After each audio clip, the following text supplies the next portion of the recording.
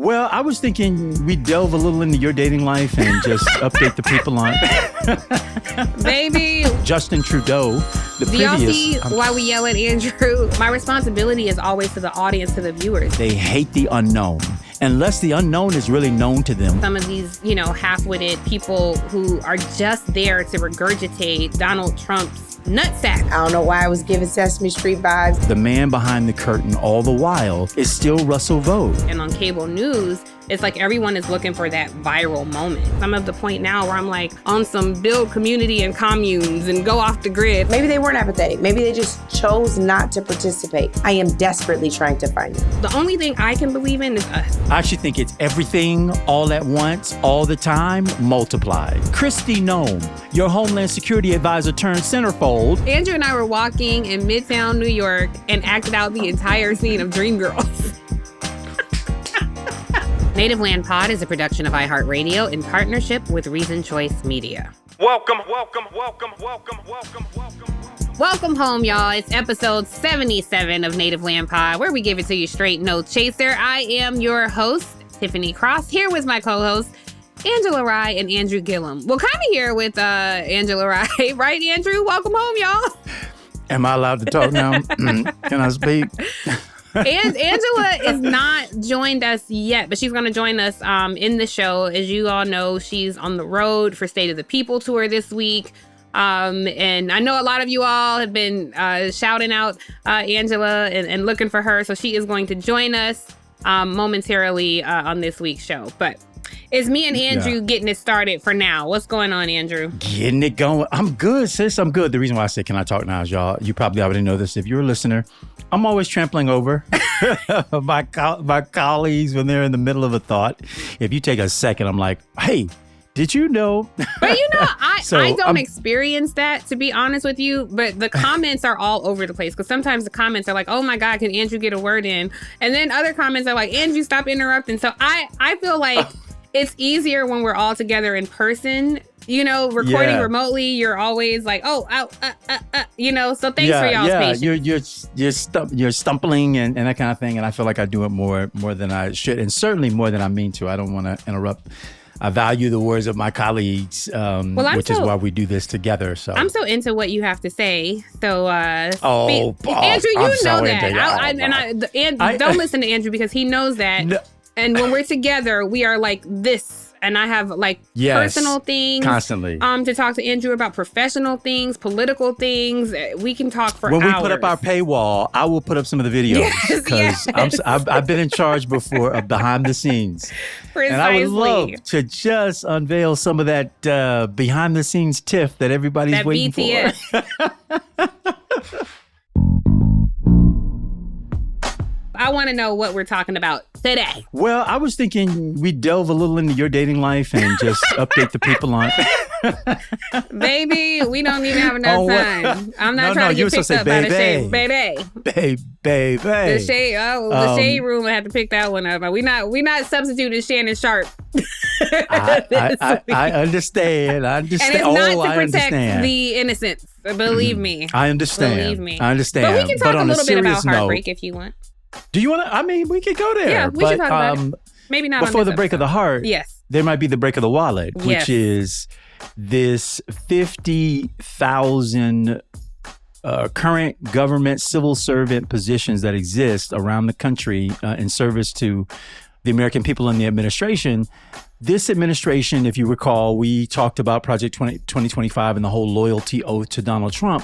Well, we're a step closer to getting it after the executive order that Donald Trump signed this month in April, frankly, giving him the power to transition 50,000 civil servant positions into political positions that would be appointed by the president and will work in service to that individual, which is a huge departure. So I want to talk a little bit about that. Well, I want to hear from Angela what she wants to talk about. And right on time, Angela is joining us. So Angela, what you got? So I want to talk about potential empty shelves as early as May as a result of these tariffs. And if there's time, I definitely want to talk about the strategy on doing sit-ins at the Capitol that are also teach-ins and whether or not that's the most effective way to reach and mobilize our folks right now. So we'll see what we have time for.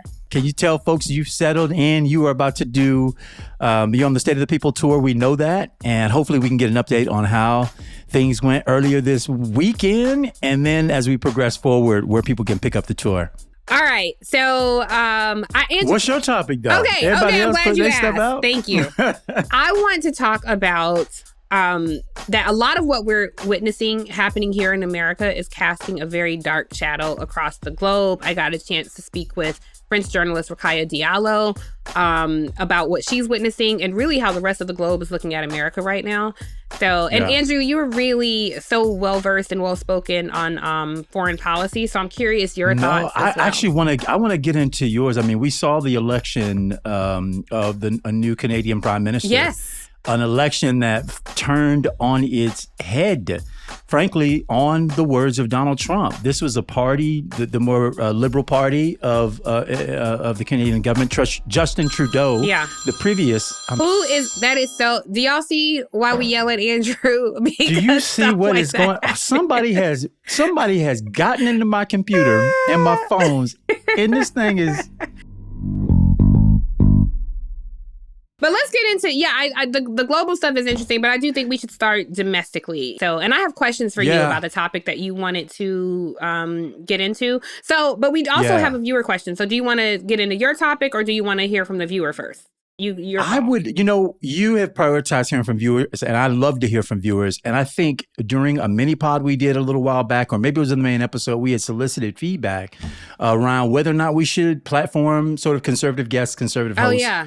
I would love to hear, again, some of the continuing rolling feedback we've been getting from people on that. Let's do that. All right. Producer Nick. Hey, Native Land folks. This is Ernest Chappell. I'm a journalist, broadcast TV journalist. Lived in LA. And the reason why you guys need to do interviews is the episode you just had about the breakdown of the exit polls and why some black folks voted for Trump. This is exactly why you need interviews. It's an amazing conversation that you need to hear more of. It's cool to hear you guys talk, banter, go back and forth, but we need other voices on your show that can challenge you guys and also bring a different perspective and expertise. So that's my 2 cents. Keep it up. Bye-bye. As far as the oppositional voices go, I mean, I get, it's always good to hear like a well-rounded amount of people speaking, but I think the criteria should be like, if you're not a reparationist, reparations in some form, like if you don't believe that black folks are owed anything for being the financial backbone of this country before the Industrial Revolution, I think that should be the criteria to not let people on, but I digress.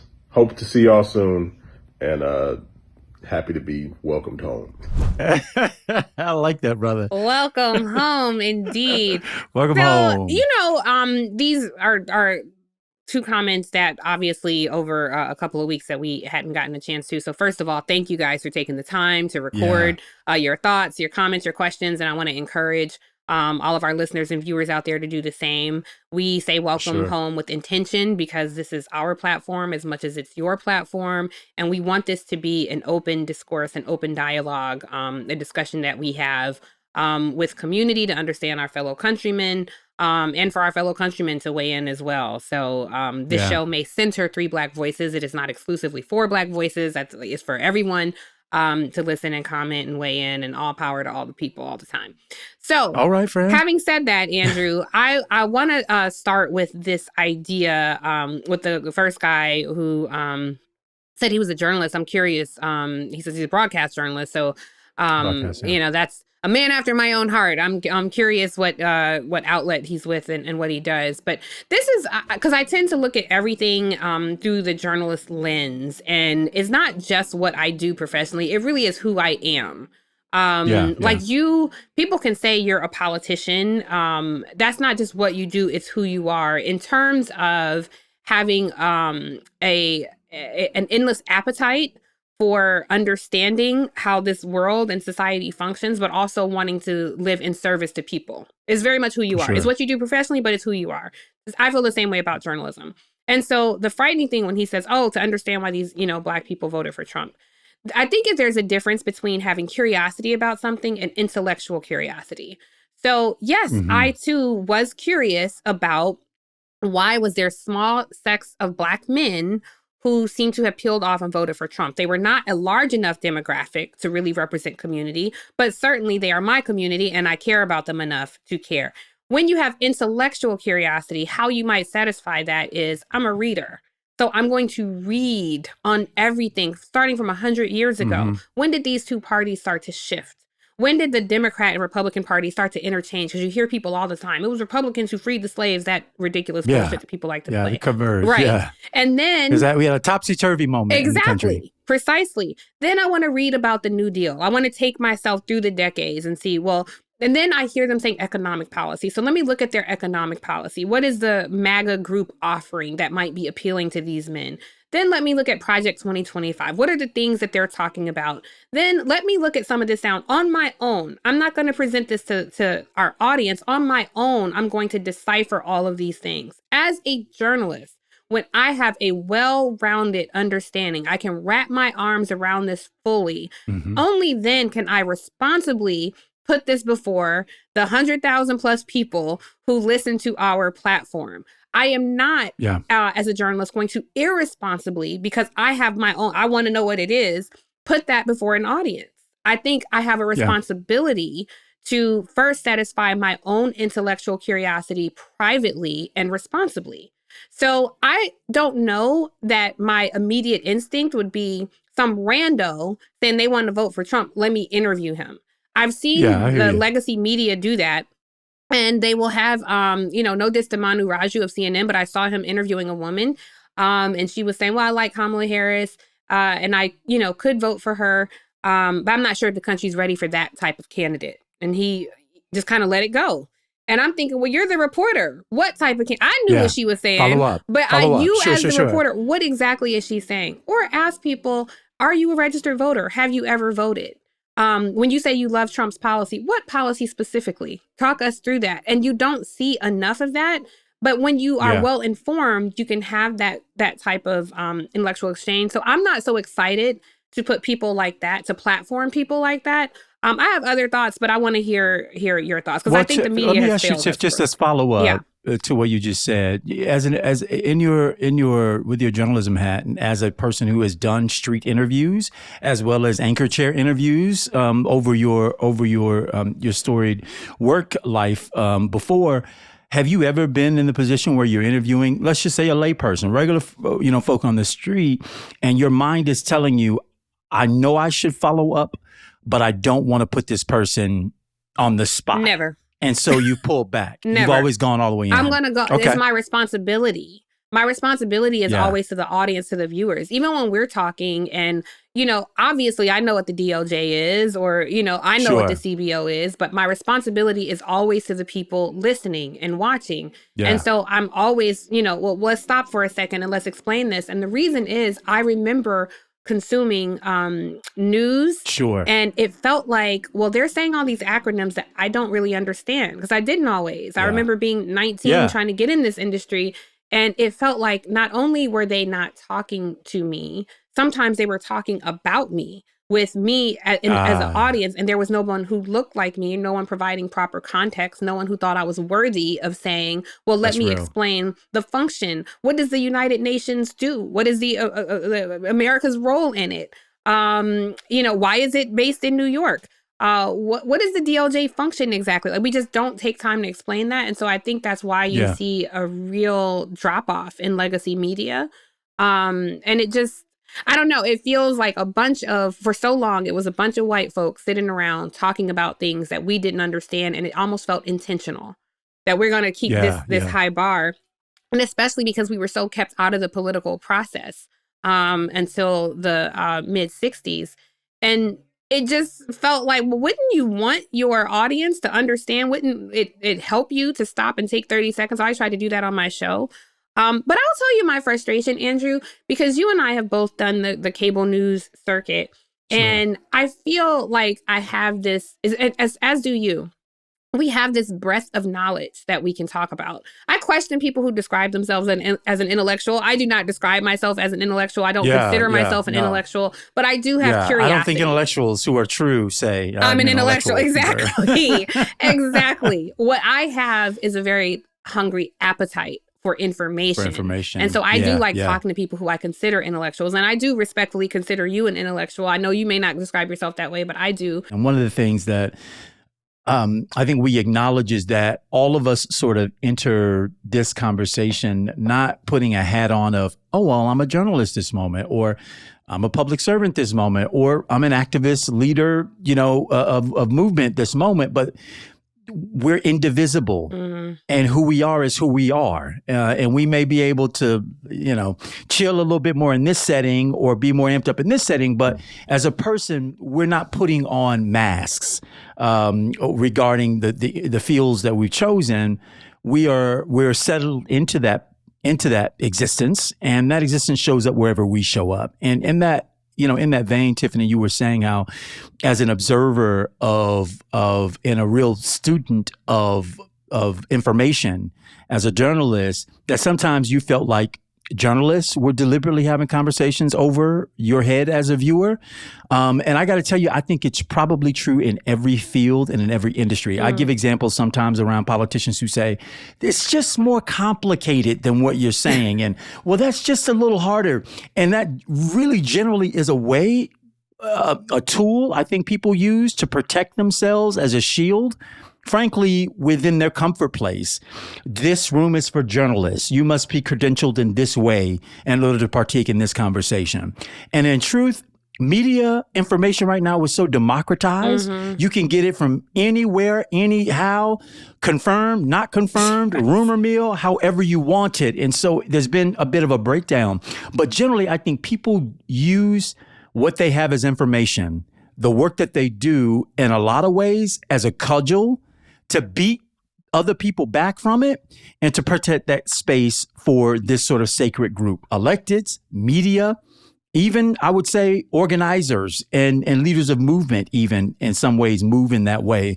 And none of us are served by it. So to the point, I understood the first respondent that we had who mentioned sort of we need a more rounded. I just want to say, you may not hear me articulate the positions of the right, but I fully understand, because similar to what you laid out, Tiffany, we've read and vetted through what's real and what isn't about this whole thing and made it make sense for ourselves. And now what I'm telling you is my hard-earned position with a complete understanding of what the other side happens to be selling. Precisely. Take Project 2025. They wrote it out for all of us to read, to see, to understand, to comprehend. When they talked about loyalty oaths and hiring people into this government who are fidel to one man, I knew what that was. I didn't sign up for that, and that isn't what a democracy is.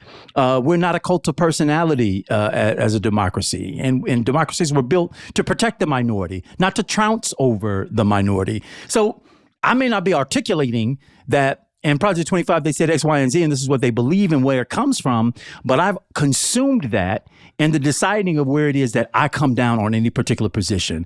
My thing about conservative guests, and I don't have an opposition at all to conservative guests, but you can't just be out here spewing something that sounds different than maybe what you're getting from the three of us, and automatically that is a conversation that ought to be platformed. I got to tell you, I got a relative who, in many ways, it can be described in some ways as sort of the, he's going to be the opposite side of the coin that anybody else is on. If the majority of the room is on this one, he's absolutely going to be contrarian and on the other side. And I remember as a youngster in high school thinking like, you talking about welfare people and people's, government giving away and I can't think of a day I've ever encountered y'all where y'all haven't been on the take. Where you haven't, been the ones getting and receiving, and yet we're supposed to entertain this conversation. I remember getting to the point as a young person saying, I'm not even going to engage anymore. Yeah. Because it doesn't make sense. I can't believe that you believe what you're saying. And I feel that way about a lot of conservative activists that we hear these days, is that there's an acting happening.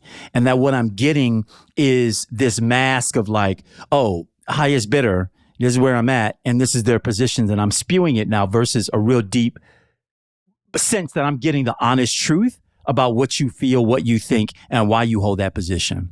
Tiff, Angela, I'm really curious whether or not how you've processed through I think the audience probably knows well that you've been an advocate for, having diverse voices, lifted up so that we can understand folks better. I'm just curious, what vet do you put on, what that looks like, and how we make sure that conversation, when we have them, are really valuable ones that promote growth? So I don't know that I agree that there has to be a bar. Maybe the bar is that you don't lie on Black people. Maybe the bar is that you're not super insulting and disrespectful to us.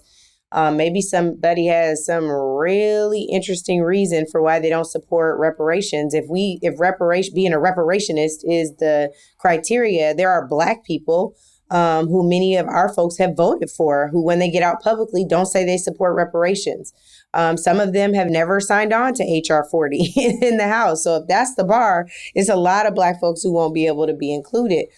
I would rather take the position of, and this I think goes back to conversations we've had in the past, Tiff, about convincing. I would rather have them on the platform to try to convince them, or at least try to understand why would they not support making sure that Black people are put on equal footing.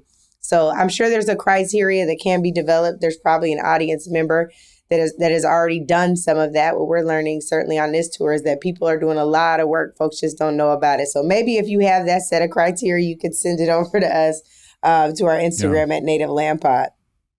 I think one of the things I fear a little bit too is I think we've developed an honest exchange with each other. And I think we've done so far with the guests that we have had an honest exchange. Granted, there's not been a lot of points of departure on probably the big theme issues.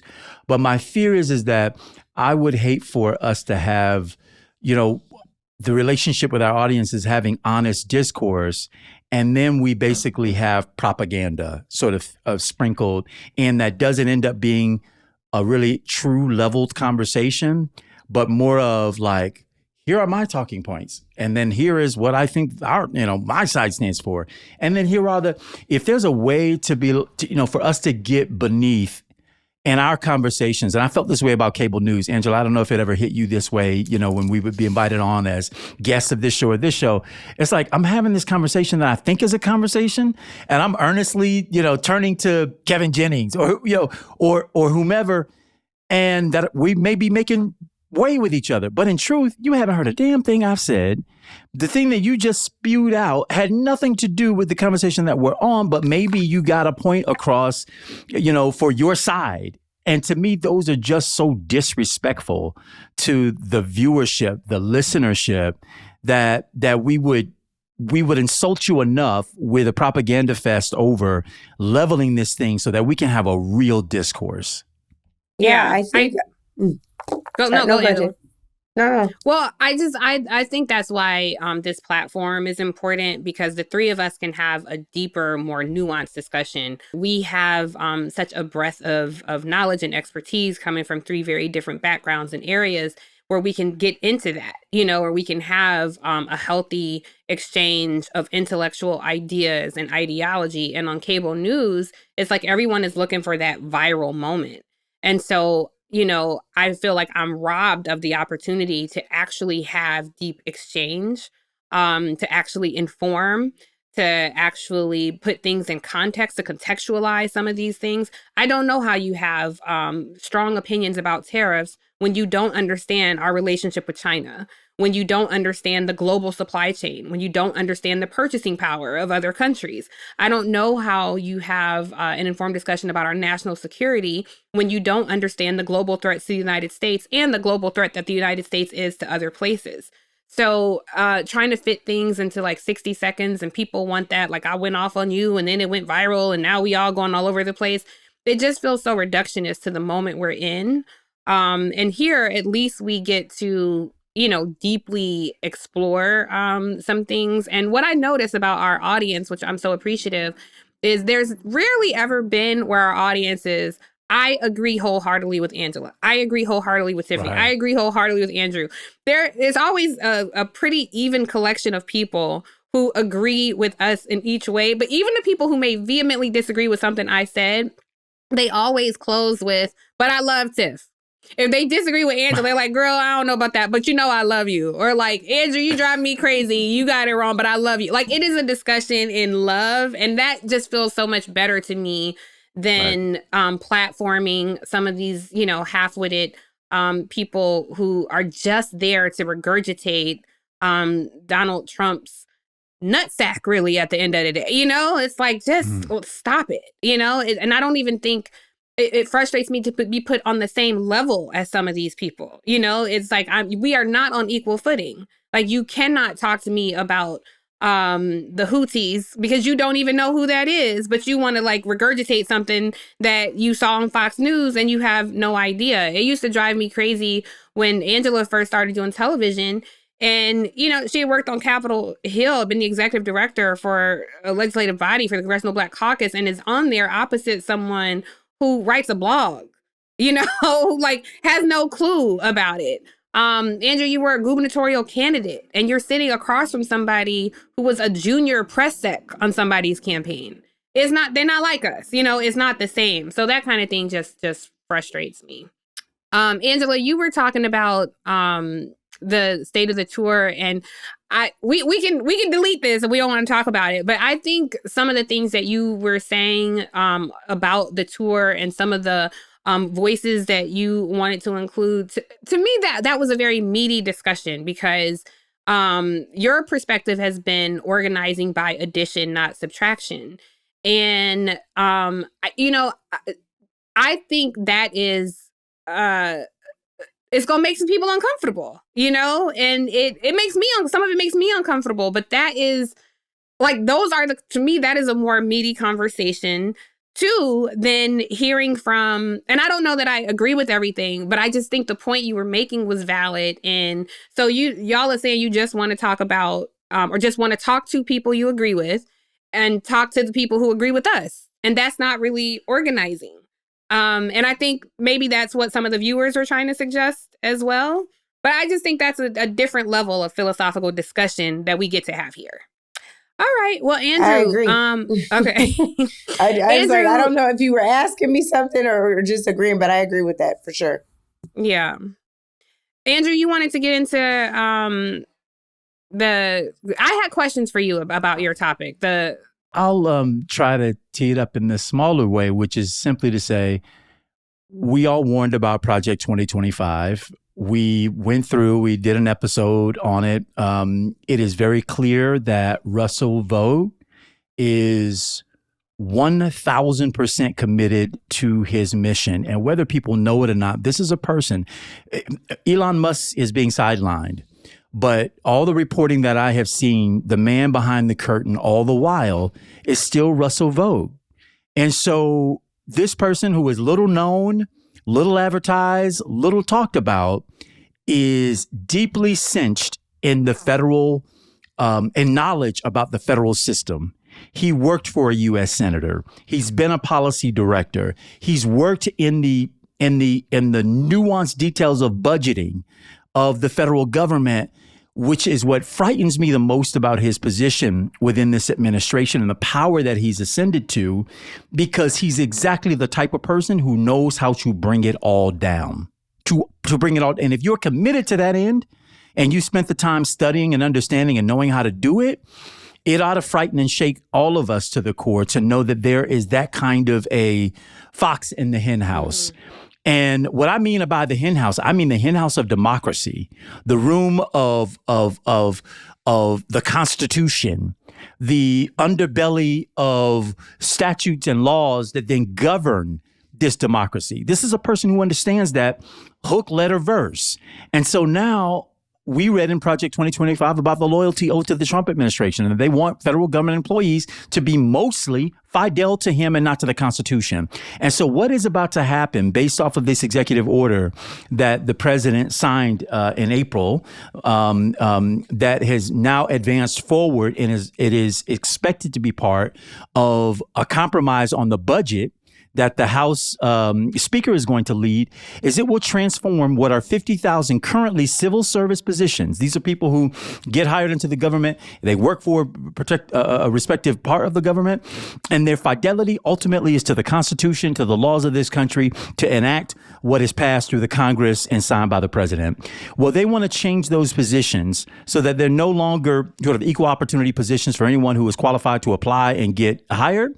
Two, you must be loyal to Donald Trump, or the president, if you will, and your job is to enact the agenda of the president without regard to any of those other factors. That's problematic because it's those other factors that make what the president does either legal or illegal. Mm-hmm. And if you as a person are able to unilaterally decide that all we do is follow the edicts of the president without regard to the law, what's right, to the codes and statutes of the country, you, in my opinion, are no longer civilly servant to the people. You're civilly servant to a man. You are servant to an individual. Well, these 50,000 positions that are about to be transitioned is just the start of where they ultimately want to go with the over 2 million federal employees, which is to make them, again, wholly loyal to the individual occupant of the White House, whereas our democracy has been built on and has stood, not perfectly, because I got my critiques, but has stood largely on civil servants who follow the law, the Constitution, and will absolutely disobey an unlawful order.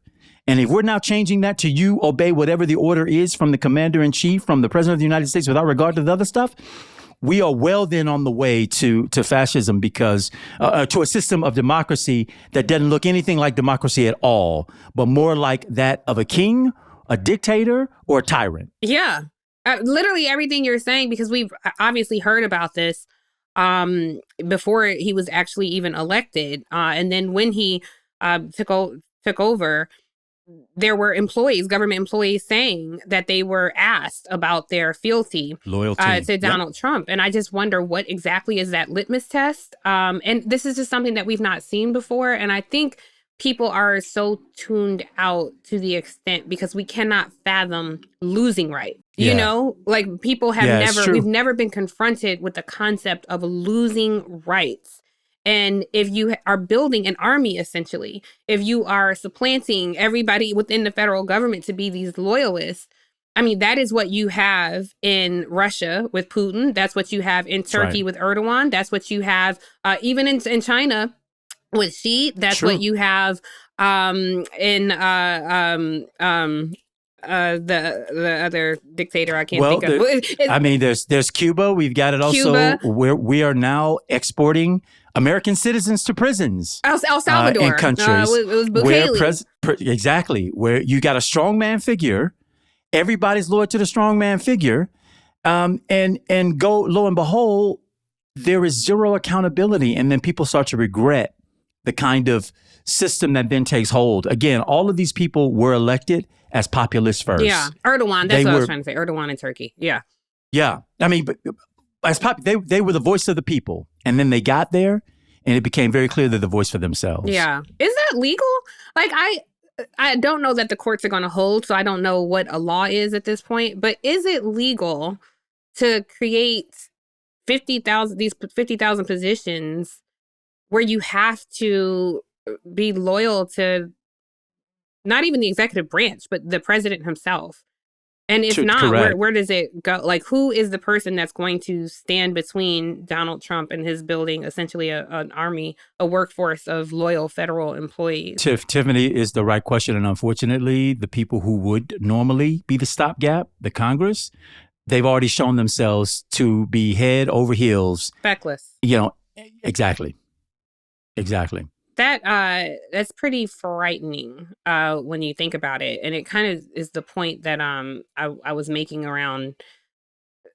So a lot of this, we are exporting a lot of populism. And it kind of dovetails into, Angela, what you wanted to talk about with the sit-ins, because I do feel like Congress has been pretty feckless at this point, but curious your thoughts, because it's around the topic you want to talk about. Yeah, I didn't get a chance to pull sound, but there's some really good sound from this past weekend. Members of Congress who, including Cory Booker, who a lot of folks were so proud of for standing on the Senate floor for more than 24 hours, breaking Strom Thurmond's record. He was a part of what they were calling, some were calling a sit-in, some were calling a teach-in, this past weekend on Sunday. And so they sat on the steps, and I'm not going to lie to y'all, the image that I had in my mind was Sesame Street. I don't know why I was giving Sesame Street vibes, but it was giving Sesame Street vibes.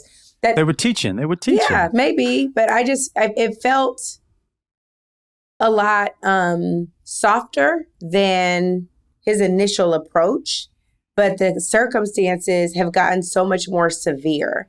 There are a lot of people who come out of traditional movement work that really liked what they did. And I'm not saying I didn't. And the worst part is I hate to be a person that criticizes a thing and then I don't have the alternative. So I don't know what the alternative is. I don't know that it's another press conference. I don't know that it's going on more shows, and it may be a combination of all of these things.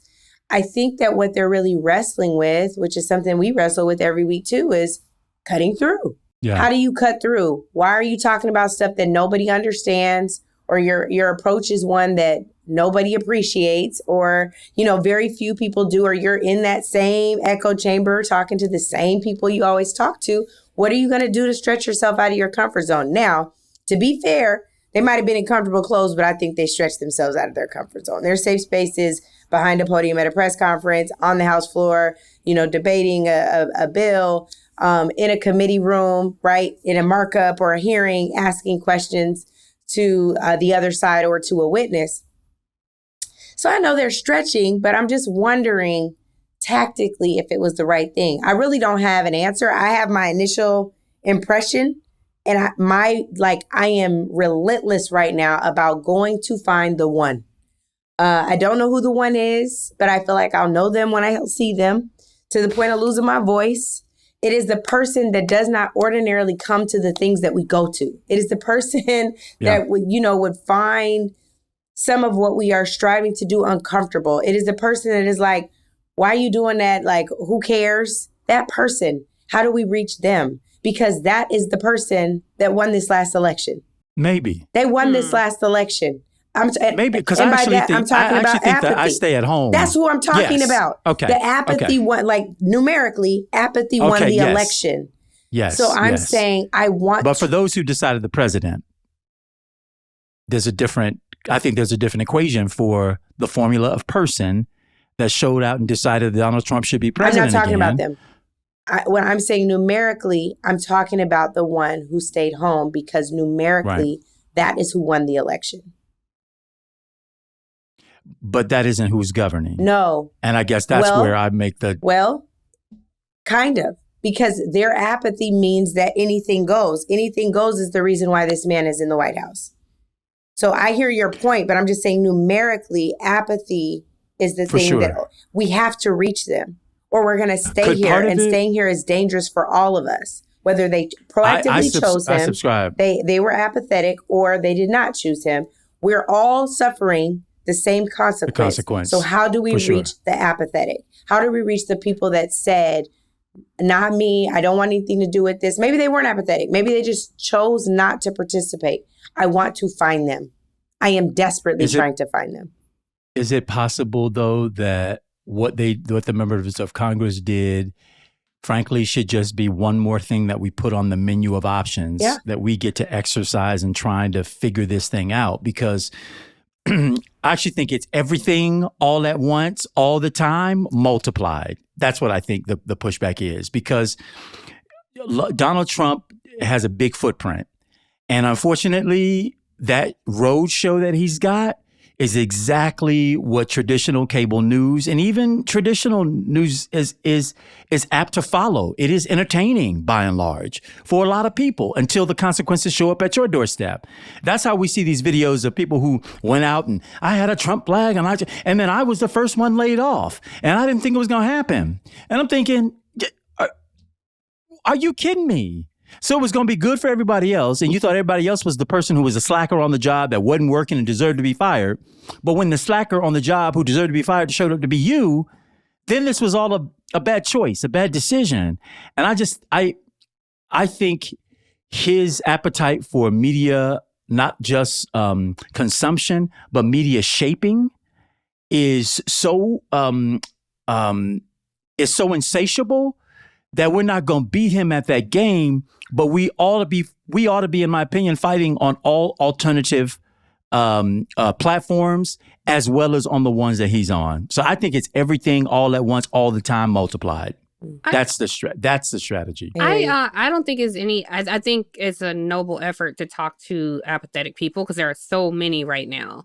But I just want to crystallize the point that I don't think apathy won the election. Like the math doesn't support that. White people won the election overwhelmingly. Like he drove out the highest voter turnout among white people since Black people got the right to vote. The narrative in legacy media has been, people stayed home and, I cannot put the failure of this democracy at our feet. I think the overwhelming, I didn't say you said that, Angela. I'm just making my point, but go ahead. No, I just was saying, just for clarity, because it happens a lot on the show, I did not say that. So I just want to make sure that is not what people take out of this, that I'm saying Black people did it. I am not. But please, you continue. So just my own individual point that I'm making, independent of anybody else's point, is that white people overwhelmingly voted for this man. And they were not confused about it. This whole idea of, I didn't, like, they knowingly cast a ballot for this man. And to be honest, I don't know how to combat that. I don't know if we showed up as 14% of this society overwhelmingly. And, again, I know people are tired of me sounding hopeless, but I don't know that we have the numbers to change it. And I'm just starting to feel like if this is what y'all want, then take it. Like, I honestly, I'm like, where can we have peace? Where can we have reprieve? Where can we live? It's like the Jay-Z line, can I live? If this is what you all will choose time and again, then it's just frustrating to have to live in constant battle. And since the inception of this country, it feels like there has never been a time for peace for Black folks. We have always had to battle them for something that they, maybe some people will feign ignorance later and say, I didn't know.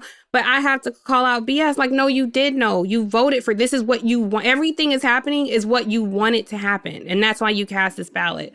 So I don't know. I don't know if, like, when we tap into the apathetic, are we tapping into them to participate in this system, to create a mass exodus out of this system, to take cover while this system works itself out? I don't even know. I'll be honest. I'm of the point now where I'm like on some build community and communes and go off the grid. I don't even know what that looks like, but it seems to be that kind of, because I don't know where this goes next. If we're here at barely 100 days in, where do we go next? If I may, Andrew, just really quick on the math, because I'm not good at math, so I have to go back and check my math sometimes. According to this piece in The Guardian, it says that it is estimated that close to 90 million Americans, roughly 36% of the eligible voting age population, did not vote. CNN has, so that's 90 million. So I just had to make sure, because I know I could be really bad at math. Kamala Harris obtained a little over 75 million votes. Donald Trump obtained a little over 77.3 million votes. So again, it is estimated that close to 90 million Americans, roughly 36% of the eligible voting age population, did not vote. So I'm not resting this at there's not even that many Black people. I'm not putting this on Black folks. I am asking and pleading with people to help me find the folks who are of voting age who did not participate so we can understand why, so we can change that system. I don't know that white folks who voted for Trump definitely did. White folks who voted against Kamala Harris definitely won the election in terms of who took the oath of office. But the people who won by apathy still outpaced Donald Trump and Kamala Harris. So that to me is the push, even for this tour. There are too many Black folks who are of voting age also who did not participate. I want to reach them first. Those are my people, right? But I also want to try to tap into why people could have such an awesome responsibility and not engage. And I think I think you're... Go ahead. Go ahead. No, it's all good. Please finish your point.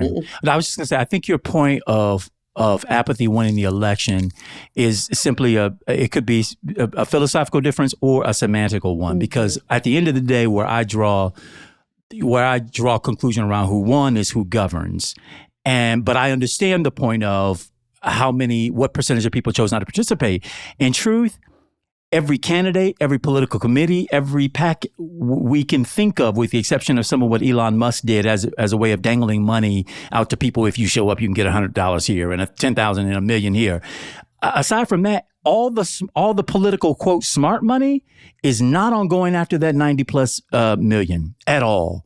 All the political smart money, supposedly, if you want to call it smart, is going toward persuading those who you know are on the chessboard and will vote to come out and vote your way. It's why a lot of campaigns don't put a bunch of money into voter registration, quite frankly, because they're really not interested in turning out the unknown. They don't want the people who they're not sure how they're going to perform to actually show up. That's why they make the laws harder. No politician I know wants unpredictability in the system. They're very similar to money markets. Money markets hate the unpredictable.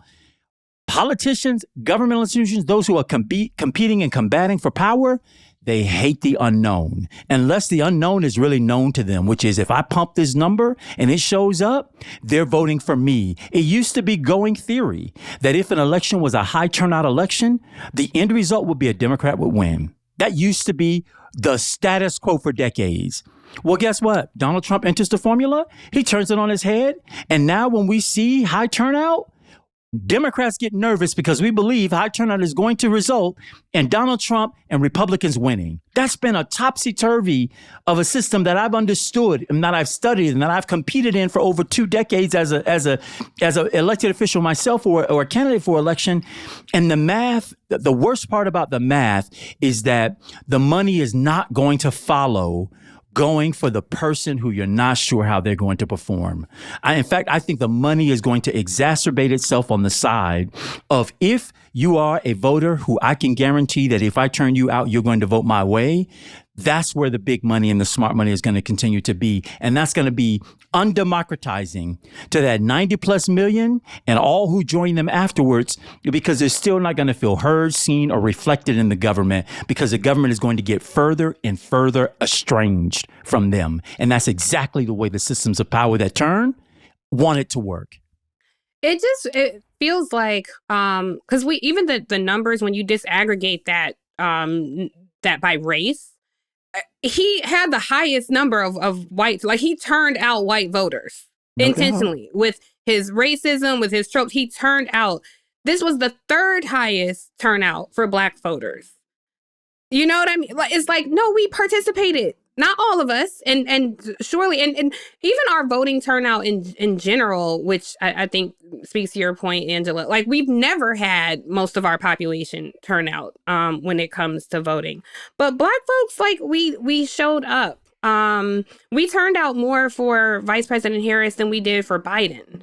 And it's also it highlighted the gap between Latino voters and Black voters for the first time, which was also a wide gap. And it feels like if this is what we are looking at, then where do we go from here? You know, because if we're going to tap into the apathetic, then what are we tapping in them to say? Like, what are we asking them to do? Because it can't be, you know, we need y'all to vote next time. Like, no. First, we need you to believe in something. So what is the something that we're asking them to believe in? And right now, I don't know. The only thing I can believe in is us. That's it. We were having a conversation, some friends and I, and we were saying, somebody asked, well, at what point, because people are concerned that Donald Trump can turn the military on people. And they were asking, well, at what point do the people in the military, do the rank and file say, no, this isn't right? And Black women make up a disproportionate amount of people in the military. Like in the military, for sure. Yes. And I'm like, that's the only people I can count on. I can trust that Black women will not, in service to this country, turn their weapons on me. I put my life on it, literally. Beyond that, I don't know. I have no belief in no one but us. When I say us, I mean Black people. I don't just mean Black women. But yeah, I have my safety relies on us and resides in us. So it is a moment in time, really, to just to take. I don't jump out there and comment on every little thing. Like sometimes, you know, the bookers will call and they want you, and it's like I'm not playing that game anymore, because this person said something, you want me to respond, and this person won't come do 60 seconds on this subject. It's too serious for that right now. Like sometimes I just need to take a moment and observe what is happening and gather my thoughts, gather my spirit, because I just, I don't know where we go from here. I really don't. Can I think No, go for it, Andrew. I was just gonna say, I think the small wins is where I think I'm finding some comfort. I think I took a lot of courage from watching what Harvard did and seeing some of the other institutions, academic institutional leadership, stand up and basically applaud them and say, here, keep going. And then to watch frankly, the Republican, the Trump administration back up and say that letter shouldn't have been sent.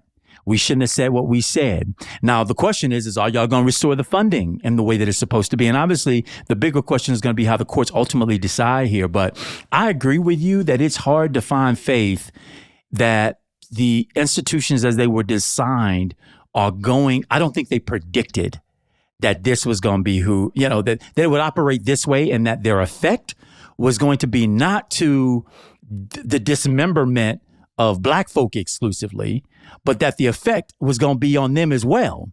And now that's the only time I think we see this administration backing up in any real way is when they hear from their people that, oh, no, you miscalculated this. That program, Secretary Hegseth, that you just got rid of, that sets women up for greater achievement within the military, you just voided and said this woke stuff is over, was created by your president, signed into law by first Donald Trump administration. He put it into law. And guess what? The major sponsor in the Senate was Marco Rubio as a senator and now U.S. Secretary of State. And guess who sponsored it in the House? Kristi Noem, your Homeland Security advisor turned centerfold. Turned puppy killer. Turned centerfold. Oh, I mean, that's you all didn't see that picture? The blowout and all that stuff she had going on. Yeah, but the point is real that these folks, they pushed it themselves, and you put out tweets decrying this as woke policy. Well, that's woke policy from your colleagues, former cabinet members, the Secretary of Homeland Security, and the third highest ranking individual in the government, the Secretary of State. That's where that came from. And so only then do they get quieted, and just a little bit, because they don't apologize.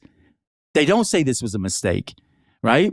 But there is no safety to be found there, in my opinion. And you're exceedingly right that those in this country who has felt apathetic have largely continued to stay out of the system. But I don't want people to think that that's a new advent. The extension of the ability to vote, period, has always intended to exclude the majority. Again, only property owning white men were originally allowed to vote. Not all white men. And so when that franchise got extended to non-property owning white people, that was another layer of enfranchising. And then to Black folk, and then of course we know the history around the clapback there. But these have been gradual inclusions that the government in this country didn't start with an assumption of radical inclusion of everybody. Yes. But that's another thing, Andrew, the lack of knowledge of history, the lack of curiosity about history. I'm telling you. I mean, when you look at the American Revolution, most people don't know what if you ask somebody, tell me what was the Revolutionary War about? Like, how did that come to be?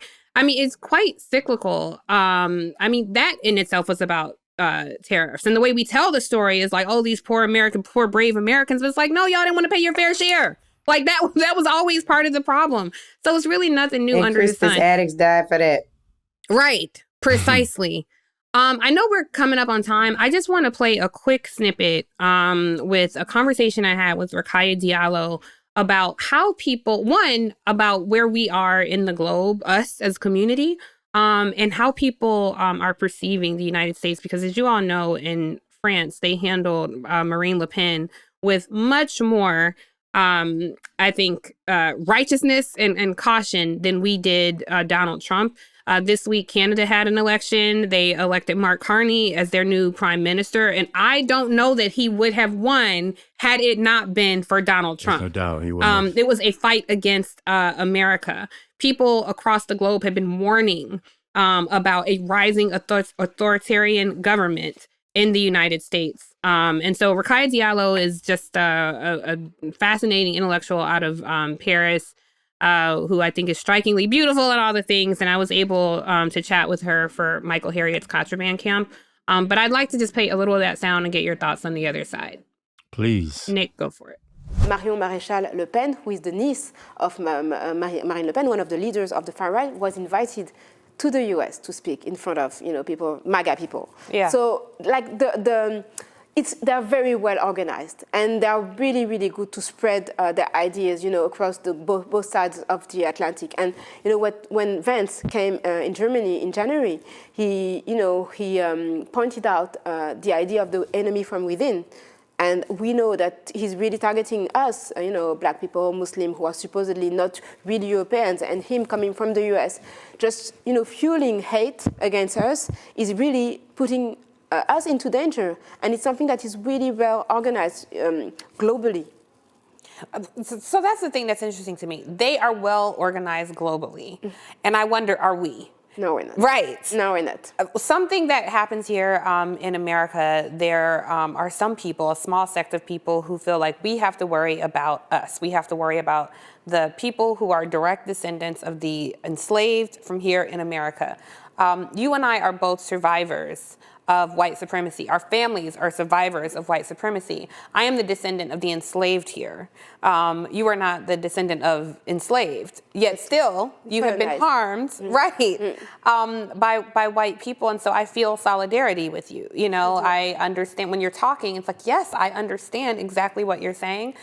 I wonder, as we navigate this, there are a lot of Black people here who are looking to flee. Expats who are saying, I have to leave America. And I just wonder if we had solidarity across the globe, how that might look. If we could organize as well to provide each other safety. The same system that's oppressing you is oppressing me. And I just wonder your thoughts on what it looks like for us to unite globally. As the global majority, what might solidarity among all of us across the globe look like?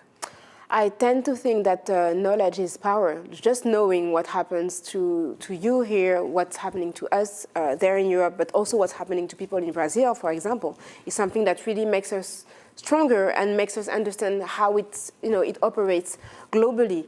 And also the fact that it's way easier for me to speak here in the US than it is in France. And I guess that it would be easier for you to speak about what's going on in the US in France. And here we need to use our privileges to speak out about, the local situations of people that the mainstream don't want to see. One of the interesting things she said was that when Marine Le Pen was sentenced, the first people to speak out about it, Donald Trump.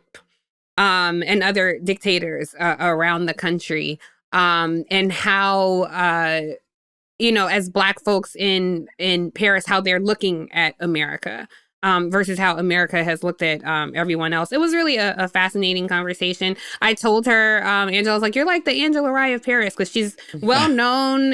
People stop her, and she was like, I consider that such a huge compliment. Thank you so much. Aww. Yeah, it was really sweet. And I've been trying to, we were in Paris and she wasn't there, but I've been trying to make sure that she met our cohort. But you can hear more of that at Contraband Camp. I did that where Michael Harriot. I love that. It was we talked for an hour. I also loved her acknowledgement that you can get an audience and reach people in France when she can't. Isn't that something? And similarly, when she's in the U.S., and it goes back to that old saying, it's hard to be a prophet in your own land. Yeah. And that, you'll get undermined where you are, but you go somewhere else and you're genius expert. Right. But right where you are, right where you're doing the work is all the undermining. Yeah. Your question, though, around what might solidarity and sort of shared pain, struggle, overcoming relief look like if the folks who are oppressed around the country were to find solidarity with each other. And I think I understood her point to be basically wherever you are, continue to activate, share those stories, because we all get power from that. And maybe it's not us exporting ourselves to some remote island, but rather changing the systems, upending the systems. And then the people who, were the proprietors previously are the ones who are like, we got to get someplace. Yeah. We got to go. Yeah. She didn't say that, but I understood it to be uniformity in our fight. Maybe that means we turn the tables and we win. Yeah. A lot of people, and it's not, I've noticed 60 Minutes did a great piece this week on people leaving the United States because they've studied special areas of expertise in the medical community that are no longer supported by the NIH. And so now they're taking their talent. So we are making it harder for And immigrants. China's on the ready to take that Precisely. brilliance. We are making it harder for immigrants to come to this country who contribute to our economy and to our, intellectual capabilities at large. And we are sending our brightest away. And we are home growing a lot of domestic terrorists, in my opinions, who prioritize white man rule and who lack any sort of curiosity about people. So it's just a dangerous time, and I don't know what tomorrow brings. So in the midst of all that, I think Angela knows. Well, I was just going to say, in the midst of all that, we have to find pockets of joy. Angela, I did want to tell you, I know because you have to go, but I did want to tell you a lot of the comments last week were of great concern, and they're like, Angela's losing her voice, and Andrew, don't cough on Angela, and is she getting rest? So I think people just want to hear how you're doing, and whatever you want to say about the tour, where you're headed next, anything about that. Well, I'm sitting in St. Mark AME Zion Church in Durham, North Carolina. Shout out to the AMEs. The AME Zions are different, but sure, we can shout out the AMEs. Oh, I didn't too. hear the Zion part. My bad, but yes. AMEs and the Kojics are actually official partners on the tour. I love that. This has been incredible. In Durham, we had a town hall meeting in another AME church, St. Joseph's, right by North Carolina Central yesterday. This is also right by North Carolina Central. But what was fascinating about that conversation is we were sitting there at a church that was established in 1869. And so they're used to doing this kind of organizing work around our freedom and our liberation. There was going to be a setup where the moderator asked the questions for the audience. And instead, as you all know, we always choose to hear directly from the folks. Yeah. What's your name and where you from? Yeah. So I walked with the mic, and we had this brother, his name is Bradford. Shout out to Bradford, who talked about Black folks not knowing what time it is, really. Talked about like developing his own alkaline water plant, talked about the ways in which he farms. I'm going to visit his farm Thursday morning before I leave. I'm changing my stuff so I can go to this farm Thursday morning. And what he said was, there are certain things we need to get in place for the times ahead. And what I'm thinking about is the fact that if this timeline that is projected, there's a CNBC article that came out that's talking about if the tariffs are to have the economic impact that is suspected, there will be significant amount of goods not on shelves in May, just in a couple of weeks. So if we don't know what time it is now, and we can't come together during the State of the People Power Tour to determine how we will take care of ourselves in this moment, I don't know what we're going to do. But Bradford's assignment is to give us the top 5 things that Black people need to do to hunker down and survive in this moment. I think that the shelves will look like they did during COVID. I think that we will have the same type of water shortages, paper towels, toilet paper that we did during COVID. And it's, again, based on the CNBC piece. I'm going to make sure that we actually get it as a link for our audience. But Apollo Global Management put out a report about this, and I think that we should look into it. The other thing that I was going to say is we will be, well, when y'all hear this podcast, either we will be in Birmingham or having just left Birmingham over the weekend. We're going everywhere from New Orleans to Louisville to Los Angeles to Detroit. And we ask that you sign on. If you can't sign on, watch the live stream. Watch the live stream from Atlanta this past weekend. It was incredible. And the energy just feels so good. I also just want to shout out our research producer, Lolo, because life still lives, and human beings, even on this tour, are still having a very human experience. Lolo lost her cousins over the weekend in a tragic car accident. And I'm saying that to say that our first priority on this tour is not pushing policy or chastising people for what they did or didn't do. It's about taking care of the human being first. So we have to first ask each other, even on this podcast, what do you need? What do you need? Are you okay? And wait and listen for the answer and see if it's a need that you can solve, whether you're a listener or you're a host. You're a producer. What do you need? We get so short with each other. I was mad at Nick earlier today. I was like, put me in the game, coach. What are we doing? Like, I want to hear what Tiffany and Andrew are saying. I want to come in here tomorrow. But I think that even in that, like, we're such in a rush to give people information. We can't run over the humans that help us pull this off every single week. So I love y'all. I appreciate your patience with me and my voice during this time. I hope it comes back. If not, I'm just going to be a raspy. I'm in the church. Well, you and me. Donkey. Voice. Or at least I'm not in the sanctuary. And you in the church. You in the church. And the church. Hallelujah. You about to join the pastor. I was saying raspy asking question voice. Yes, raspy asking. Yes, raspy asking for questions. a little while. But just pray that it comes back because it's really annoying. I like that voice. I do not. It sounds like I just woke up all day. Stay woke. I sound like I'm stay asleep. Thanks, Tiff. I want to know more about the guy when you go to the farm. If you can take video that maybe we can share if he's comfortable. Because I'm telling y'all, that's what I'm on right now. Like, what do you need? How can we be okay? And if this dude is like, what do we need? And he got well water and he's like, let's build community. Not well water? I mean, honestly, because uncontaminated. I thought he had okay. Because I mean, there is something to that, to us growing our own food. You know, as the FDA is falling apart, there is something to us. As we used to. There's something to us building community. And when I say building community, I don't mean in the abstract way. I mean literally building homes in areas close to each other where we can be there for each other. And have our own, marketplace with each other, recreating what used to exist, in the 19th, right, in the early part of the 19th century. I really think it's time for that. Tiff, right? And later. I just mean the time where it did exist, they destroyed it all, so the Red Sun burned down our community. And the only reason why I say later is because some folks may think we had to be here during slave day, enslavement periods to have known what it felt like to grow your own. And that's not true. And it doesn't take all that. I mean, as a kid, I have very vivid memories of in the backyard picking lettuce, picking collard greens, shelling. I mean, we grew every kind of fruit. Now, I lived in Miami at that point, but my grandmother and grandfather taught us that. We fished for fish. We had chickens for poultry. I mean, we didn't have to rely on it, but we still grew it. We still planted it. We still picked it.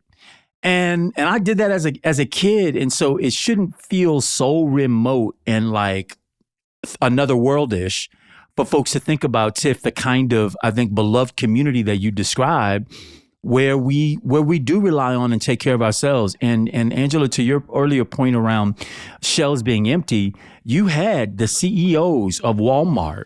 You had major sort of leaders of industry in the retail space get down to the White House and say, Mr. President, I want to predict for you that we're going to have empty shelves. There will be shelves that are empty in this country if the tariffs stay as they are. So if it happens, y'all, it ain't because they didn't know about it, which ought to send us really spiraling in concern.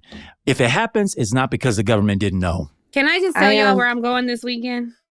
Yeah, I am headed back to Michael Harriot's house. I love. Hey, speaking of self-sufficiency, that's what I'm telling you. This man could build a whole community on his property. I won't say exactly where he lives, but he in the backwoods somewhere, like mostly off the grid, but got acres on acres on acres. And it looks like a museum the way that he has constructed his house. It's a former plantation. The slave quarters are still, he fixed them up, and his mother-in-law lives in, he got his mom-in-law living in the slave quarters, but it's like a beautiful, it's like a 4-bedroom house. It's beautiful, but it's just such a great place to write and research and read. And, he's such a historian and an intellectual person, just to have conversation with him and his wife, who's amazing too.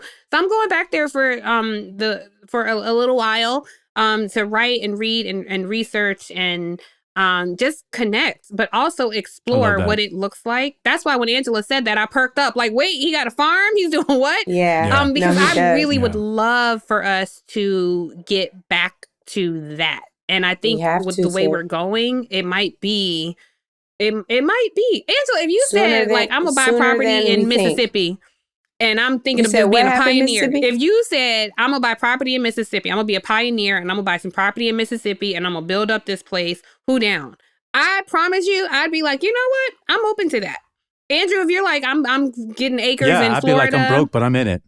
If you said Florida, I mean, I would be completely open to that, because I think that's what the ancestors did for us when they did the Great Migration North. It might be time for I think we should have reverse south. migrationists come on and talk about. I mean, we also have farmers. We have like Acre Boys. There's a group called Acre Boys. I can't remember if I told y'all on this show, but Acre Boys came to the Atlanta stop. They're giving away an acre of land during our tour. They're giving away an acre of land. They want to give away more, but they need sponsors to buy it. They wanted to give away an acre in every stop.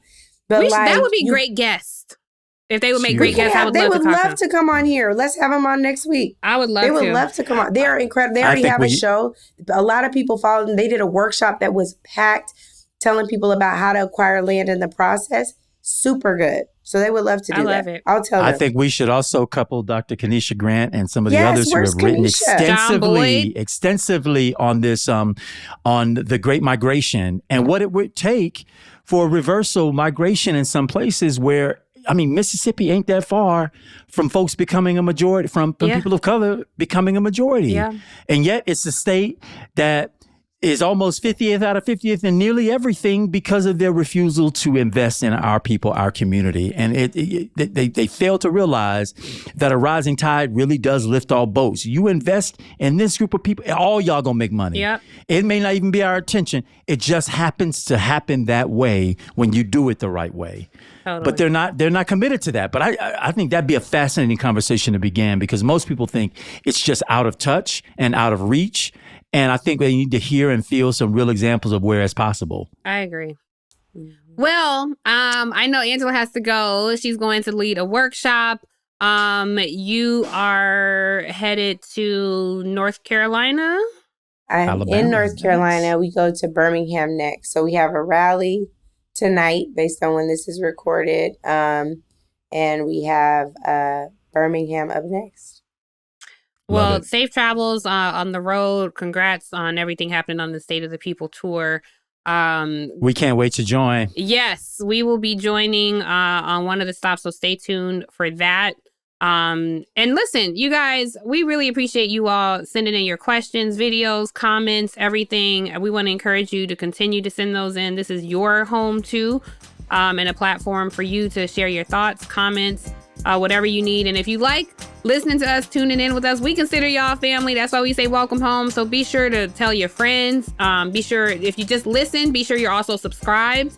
You can catch us on YouTube. You can catch us anywhere you get your podcasts. And remember, we also have our new episodes drop every Thursday, but there are solo pods that happen on Monday and Tuesday. We have MiniPods that happen on Friday.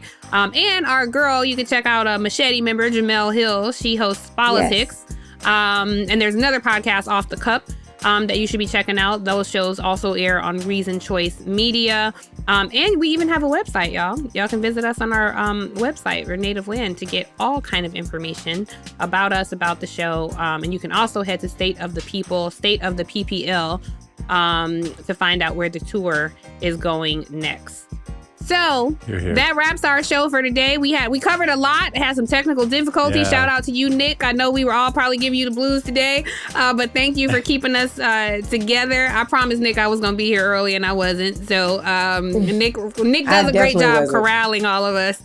So thank you to producer Nick, Research Lolo, EP Lauren, Podfather Chris, and all the people who keep this going. We really appreciate you guys. We are your hosts, Angela Rye, Tiffany Cross, and Andrew Gillum. Welcome home, y'all. There are 551 days until midterm elections, if they in fact happen. We'll Why is that number not going down? Thank you for joining the natives. Intentional with the info on all of the latest. Rod Gillum and Cross connected to the statements that you leave on our socials. Thank you sincerely for the patience. Reason for your choice is clear. We're so grateful. Took the oath to execute roles. Yeah, faithful. Preserve, defend, and protect the truth, even if painful. Welcome home to all of the natives. We thank you.